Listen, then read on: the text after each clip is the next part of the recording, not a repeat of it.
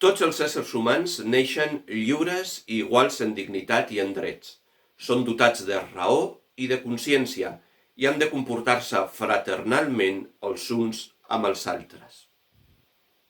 El 10 de desembre de 1948, després de l'experiència traumàtica de les dues guerres mundials, l'Assemblea General de les Nacions Unides va aprovar la Declaració Universal dels Drets Humans.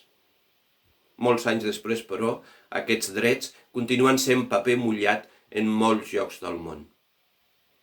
Pensa, durant aquesta setmana, en celebrar el proper dijous el Dia dels Drets Humans. Pensa, com contribueixes tu? Respectes totes les persones per igual? Tractes els altres com a germans? És el que diu l'article 1 de la declaració que us acabo de llegir. Pensa-hi. Bona setmana.